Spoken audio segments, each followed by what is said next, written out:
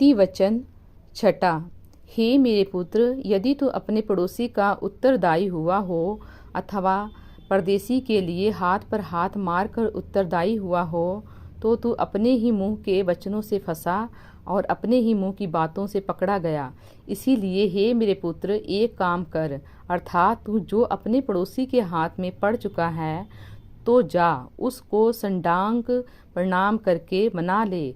तू ना तो अपनी आँखों में नींद और ना अपनी पलकों में झपकी आने दे, और अपने आप को हिरणी के समान शिकारी के हाथ से और चिड़िया के समान चिड़िया मार के हाथ से छुड़ा।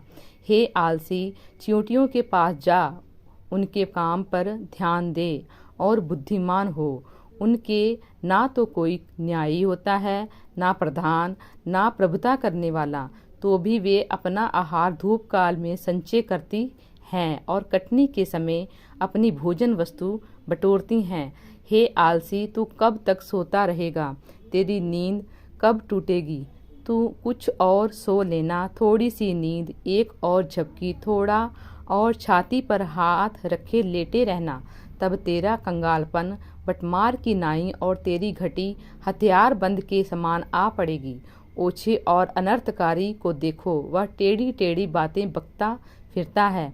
वह नैन से सैन और पाँव से इशारा और अपनी अंगुलियों से संकेत करता है। उसके मन में उल्ट फेर की बातें रहती।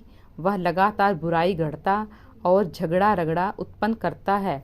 इस कारण उस पर विपत्ति अचानक आ पड़ेगी। वह पल भर में ऐसा नाश हो जाएगा कि बचने का कोई उपाय न रहेगा। 6 वस्तुओं से यहोवा बैर रखता है, वरन 7 हैं जिनसे उसको घृणा है, अर्थात घमंड से चढ़ी हुई आँखें, झूठ बोलने वाली जीभ और निर्दोष का लहू बहाने वाले हाथ, अनर्थ कल्पना गढ़ने वाला मन, बुराई करने को वेग दौड़ने वाले पाँव, झूठ बोलने वाला साक्षी और भाइयों के बीच में झगड़ा उत्पन्न करने वाला मनुष्य। हे मेरे पुत्र, मेरी आज्ञा को मान और अपनी माता की शिक्षा को ना तज। इनको अपने हृदय में सदा गांठ बांधे रख और अपने गले का हार बना ले।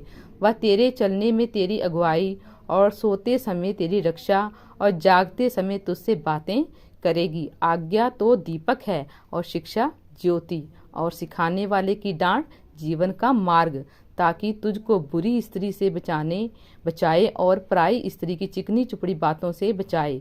उसकी सुंदरता देखकर अपने मन में उसकी अभिलाषा ना कर, वह तुझे अपने कटाक्ष से फंसाने ना पाए, क्योंकि वेश्यागमन के कारण मनुष्य टुकड़ों का भिखारी हो जाता है, परंतु विचारणी अनमोल जीवन का अहेर कर लेती है।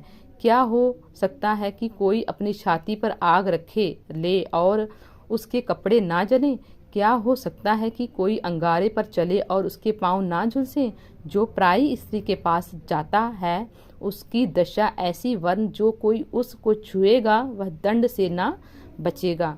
जो चोर भूख के मारे अपना पेट भरने के लिए चोरी करे, उसको तो लोग तुच्छ नहीं जानते, तो भी यदि वह पकड़ा जाए तो उसको 7 गुना भर ले देना पड़ेगा, वरन अपने घर का सारा धन देना पड़ेगा। परंतु जो पर स्त्री गमन करता वह निरा निर्बुद्धि है। जो अपने प्राणों को नाश करना चाहता है वह ऐसा करता है, उसको घायल और अपमानित होना पड़ेगा और उसकी नामधराई कभी ना मिटेगी, क्योंकि जलन से पुरुष बहुत ही क्रोधित हो जाता है और पलटा लेने के दिन वह कुछ कोमलता नहीं दिखाता।